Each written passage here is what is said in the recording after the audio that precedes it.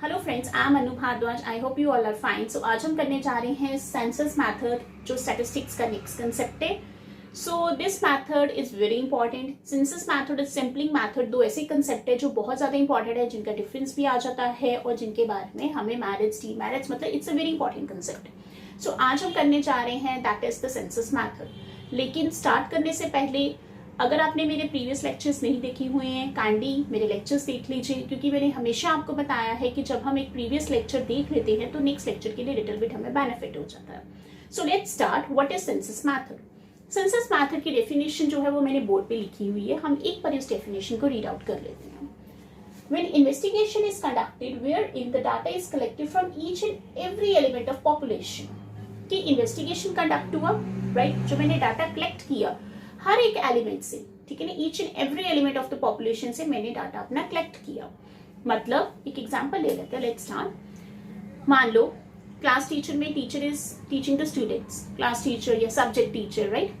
तो अब normal classes में ये होते ही है, स्कूल्स में ये होता है कि कोऑर्डिनेटर देखना चाहती है कि क्या बच्चों को कुछ समझ आ रहा है अगर कोई सब्जेक्ट टीचर उनको टीच कर रही है, या प्रिंसिपल मैम ये देखना चाहते हैं कि क्या पर्टिकुलर क्लास की पर्टिकुलर टीचर या सब्जेक्ट टीचर जो है बच्चों को कुछ समझ आ रहा है।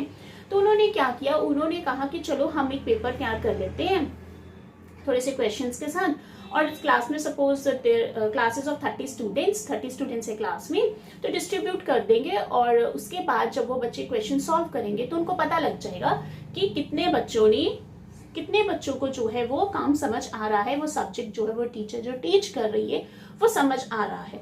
हो सकता है कि पूरे एग्जाम में 90% बच्चों ने मार्क्स सबने स्कोर कर दिए हो सकता है 50 हो सकता है 30% हो।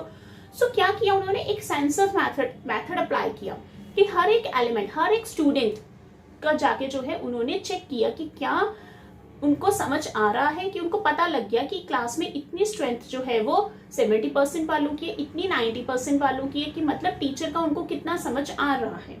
सो क्या किया, सेंसस मैथड अप्लाई किया। So this is very simple example जो नॉर्मल आजकल स्कूल्स में ये होता है, क्योंकि एक टीचर को जो है वो चेक जरूर करते हैं ये देखने के लिए कि क्या बच्चों को कुछ समझ आ भी रहा है कि नहीं आ रहा। सो वहां हमने क्या अप्लाई किया, that is the census method.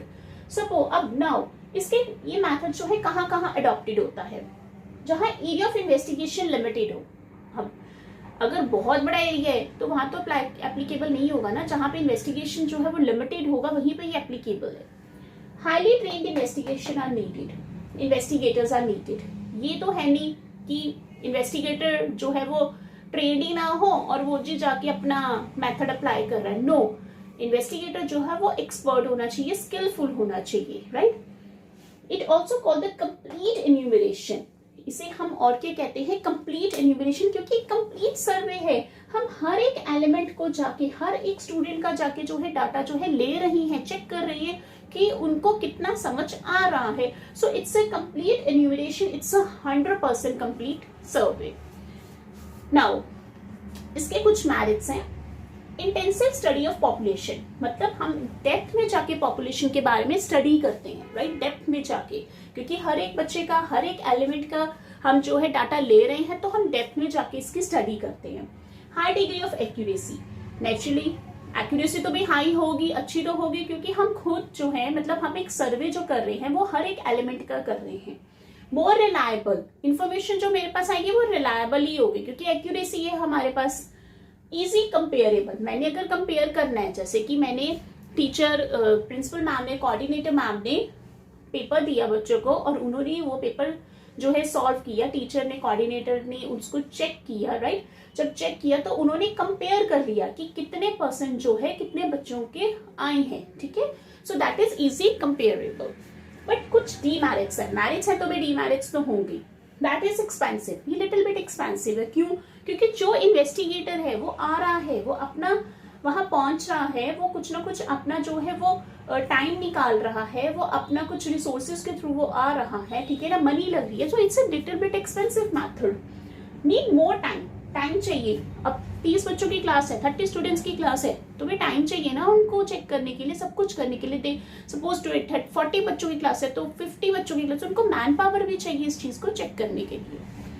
Lengthy process है, little bit really it's a lengthy process. ये तो है नहीं कि हमने 2-4 बच्चों को उठाया, सर्वे किया, चलो खत्म। No, it's not like that. हमें हर एक एलिमेंट का सर्वे करना है, ठीक है ना। फिर हर एक एलिमेंट का सर्वे करके उनको कंपेयर भी करना है और फिर चेक भी करना है। So it's a little bit, it's not little bit, it's a really lengthy process. So that's why कि ये जो इन्वेस्टिगेशन है वो जो है वो लिमिटेड एरियाज में पाई जाती है।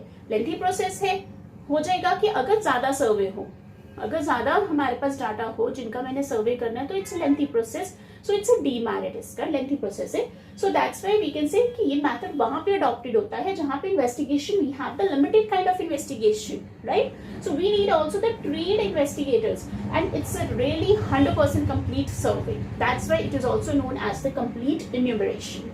So this is very important concept, very important topic, that is the census method.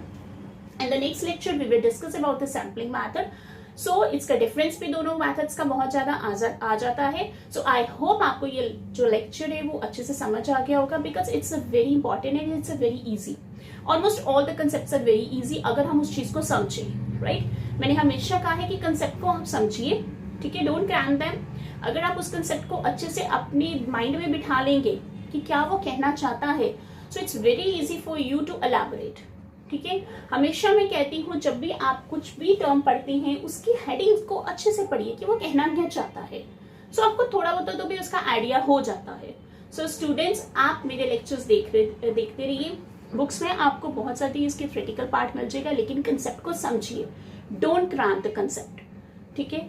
So I hope you understand the concept. So next time हम नेक्स्ट लेक्चर लेके आएंगे।